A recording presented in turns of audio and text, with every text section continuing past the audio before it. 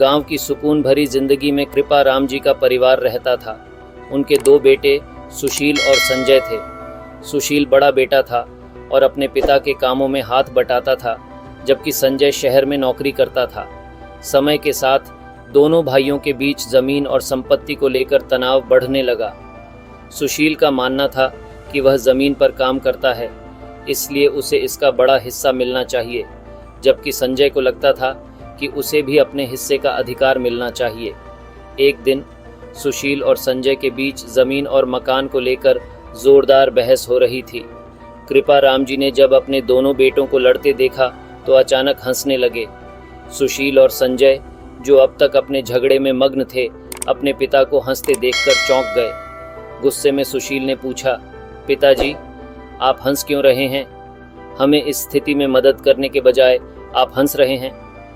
कृपा राम जी ने गंभीरता से जवाब दिया, तुम दोनों अपना बैग उठाओ और चलो, आज हम पुराने गांव चलते हैं। वहां जाकर मैं तुम्हें कुछ दिखाना चाहता हूं। सुशील और संजय, जो अब भी अपने पिता की हंसी का कारण नहीं समझ पा रहे थे, चुपचाप अपने बैग उठाकर पिता के साथ चल पड़े। पुराने गांव की यात्रा लंबी थी और रास्ते भर दोनों भाई सोचते रहे कि उनके पिता आखिर उन्हें वहां क्यों ले जा रहे हैं। जब वे पुराने गांव पहुंचे तो कृपा राम जी ने उन्हें एक खंडहर मकान दिखाया। यह मकान जर्जर अवस्था में था और उसके चारों ओर की जमीन बंजर पड़ी थी। कृपा राम जी ने उस मकान की ओर इशारा करते हुए कहा, यह हमारा मकान है। मेरे पिता ने बड़ी मेहनत से इसे बनाया था। सुशील और संजय उस खंडहर को देखकर हैरान थे। संजय ने पूछा, पिताजी, ये मकान इतना जर्जर क्यों हो गया है? यहाँ कोई क्यों नहीं रहता? कृपा राम जी ने एक गहरी सांस ली और बोले, इस मकान को लेकर तुम्हारे चाचा और मेरे बीच खूब लड़ाई हुई। हम दोनों इस मकान और ज़मीन को लेकर इतना झगड़े कि हमारे बीच की सारी समझदारी और प्यार खत्म हो गया। अनबन के चलते मैं गांव छोड़कर चला गया। कुछ समय बाद तुम्हारे चाचा का भी देहांत हो गया और यह मकान खाली रह गया। इस मकान और थोड़ी सी ज़मीन के विवाद में मेरा भाई मुझसे दूर हो गया, रिश्ता टूट गया।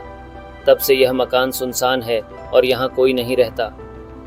कृपा राम जी की आंखों में दर्द साफ झलक रहा था।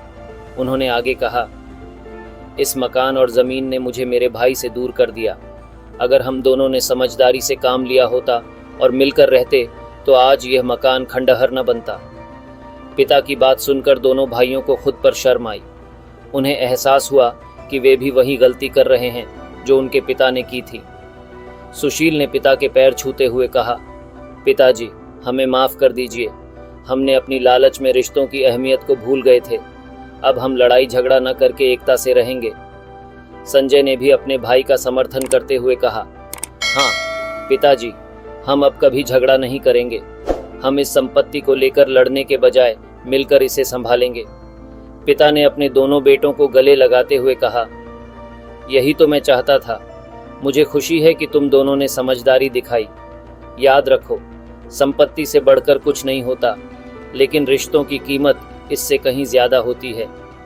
इस घटना के बाद सुशील और संजय ने अपने पिता की बातों को गहराई से समझा और अपने रिश्ते को मजबूत बनाने का फैसला किया।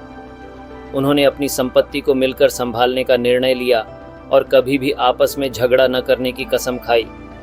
इस प्रकार सुशील और संजय की कहानी हमें यह सिखाती है कि संपत्ति और ज़मीन के विवाद हमें अपनों से दूर कर सकते हैं, लेकिन रिश्तों की अहमियत सबसे अधिक होती है।